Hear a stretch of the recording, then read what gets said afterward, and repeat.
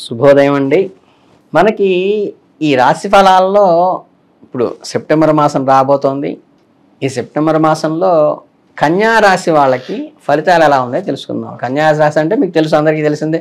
ఉత్తర 2, 3, 4 పాదాలు, హస్త 1, 2, 3 పాదాలు, చిత్త 1, 2 పాదాలు, ఇవన్నీ 9 పాదాలు కలిస్తే మనకి కన్యా రాశి వారి కింద వస్తారు.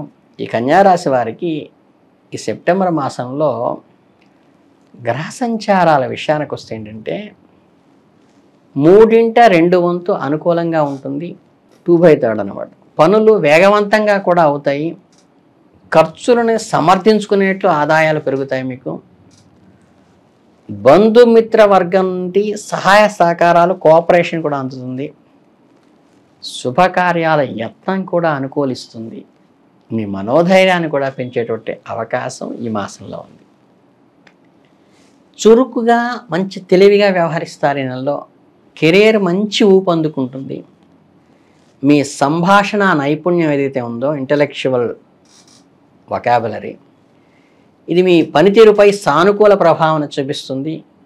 అలాగే ఈ పోటీ పరీక్షలు, కాంపిటేటివ్ ఎగ్జామ్స్ రాసేవాళ్ళకి కానీ, ఇంటర్వ్యూస్కి అటెండ్ అయ్యే వాళ్ళకి కానీ ఈ సమయం మంచి అనుకూలమైన విషయంగా చెప్పవచ్చు. విద్యార్థులకు కూడా ఈ నెల అనుకూలంగా ఉంటుంది. కష్టపడి చదివితే మంచి ఫలితాలు సాధిస్తారు. కొత్త ఆలోచనలు పుట్టుకొస్తాయి ఇన్నోవేటివ్గా. వాటిని సద్వినియోగం చేసుకుని వెంటనే గ్రాస్ప్ చేసి ఇంప్లిమెంట్ చేసుకుంటే మీకు బెనిఫిట్ అవుతుంది. ఈ సెప్టెంబర్ 4 తర్వాత ఏంటంటే కొంచెం నిరుత్సాహంగా ఉంటుంది. ఏకాగ్రత లోపించినట్లుగా కూడా అనిపిస్తూ ఉంటుంది. ఈ సమయంలో కొత్త కొత్త ప్రాజెక్టులు ఏం ప్రారంభించకుండా ఇప్పటికే రన్నింగ్లో ఉండి మెయింటైన్ చేస్తున్న వాటి మీద దృష్టి పెట్టి డెవలప్ చేసుకోవడం మంచిది. కుటుంబ సభ్యుల సహకారం లభిస్తుంది.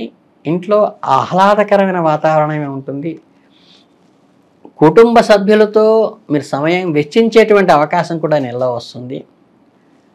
ముఖ్యమైన నిర్ణయాలు తీసుకునేటప్పుడు మాత్రం ఇన్నర్ సర్కిల్లో కుటుంబ సభ్యుల సలహా తీసుకోవటం మీకు చాలా అవసరం.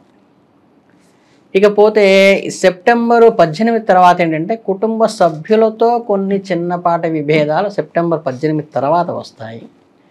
వాటిని అన్నెసరీగా పెద్దవి చేసుకోకుండా కొంచెం సామరస్యంతో సంయమనం పాటిస్తే, లౌక్యం పాటిస్తే సరిపోతుంది.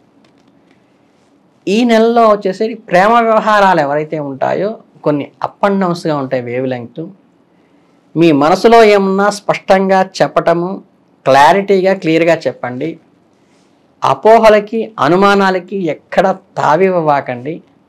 కొన్నిసార్లు మీకు మీ ప్రేమైన వ్యక్తి ఒకరినొకరు అర్థం చేసుకోవడంలో ఇబ్బంది అయితే కలుగుతుంది. అలాంటప్పుడు ఓపికగా వ్యవహరించి మనసు విప్పి మాట్లాడుకుంటూ ఎదుటివారి మనసు అర్థం చేసుకుంటూ ముందుకెళ్తే ఈ నెలలో అవసరం. ఇక ఆదాయానికైతే ఏం లోటు ఉండదు. కొత్త ఆదాయ మార్గాలు కూడా వస్తాయి. పెట్టుబడులు కూడా లాభాన్ని ఇస్తాయి. అవితే ఆల్రెడీ ఎగ్జిస్టింగ్లో ఉన్నవే పెట్టుకోండి. అనవసరమైన ఖర్చులు పెరిగేటువంటి అవకాశం ఉంది. బడ్జెట్ వేసుకుని ఖర్చు చేయటం మంచిది. సెప్టెంబర్ 4 తర్వాత ఖర్చులు పెరిగే అవకాశం ఉంది కాబట్టి ఆర్థిక విషయాల్లో ఆచితూచి వ్యవహరించండి. ఆరోగ్యం బాగుంటుంది. మీ శక్తివంతంగా, ఉత్సాహంగా ఉంటారు. కొత్త వ్యాయామాలు ప్రారంభించండి. ఆరోగ్యకరమైన అలవాట్లను, వాకింగ్ని అలవాటు చేసుకుంటే కూడా ఈ నెలలో ప్రారంభిస్తే మంచిది. ఇక ఈ రాహు, కేతు ఛాయాగ్రహాల వల్ల ఏంటంటే చిన్నపాటి అనారోగ్యాల సమస్యలు తలెత్తవచ్చు. ఇండైజేషన్ కానీ, హెడేక్ కానీ లాంటివి కూడా ఏర్పడవచ్చు. సరైన ఆహారము, నిద్ర, వ్యాయామం ద్వారా వీటిని నివారించుకోవడానికి మీరు ప్రయత్నిస్తే మంచిది. అలాగే ఈ మాసంలో అబ్డామిన్కి రిలేటెడ్గా ఏమన్నా ఇబ్బందికరమైన పరిస్థితులు వచ్చినప్పటికీ కూడా ఆహారంలో మార్పులు చేసుకోవడం ద్వారా దాన్ని అధిగమించి సమీకృత బ్యాలెన్స్డ్ డైట్ తీసుకోవడానికి ప్రయత్నించండి. ఇక ఈ నెలాఖరికి వచ్చినట్లయితే ఆడిట్లో కానీ, అకౌంటెంటింగ్ రంగాల్లో పనిచేసే వాళ్ళకి ఒత్తిడి పెరుగుతుంది.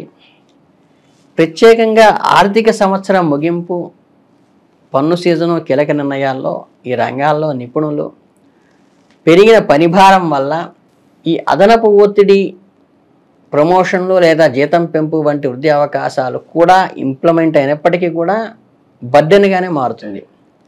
ఉద్యోగులు తన పనిభారాన్ని కొంచెం ఓపికతో సమయంతో పాటిస్తే అవసరమైన మద్దతు మీకు లభిస్తుంది.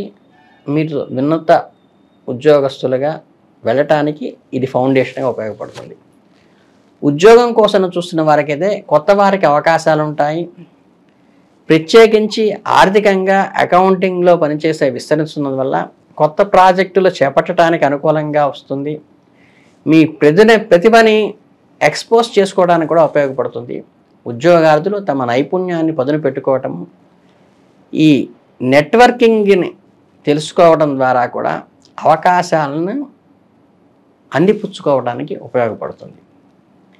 మీ వాహనాలు ఎవరైతే ఉంటాయో వెహికల్స్ ఇతరులకు అప్పగించడం మంచిది కాదు. ఈ నెలలో వారికి చెల్లుబాటు అయ్యే డ్రైవింగ్ లైసెన్స్ ఉందని, వారు బీమా చేయబడ్డారని నిర్ధారించుకుని మాత్రమే మీ వెహికల్స్ ఇవ్వండి. ఎందుకంటే వాహనాలు ఇతరులకి ఇవ్వటం ద్వారా ఇబ్బందులు పడే అవకాశం ఉంది కాబట్టి మ్యాక్సిమం మొహమాట పడకుండా అవాయిడ్ చేస్తే ఈ నెలలో మంచిది.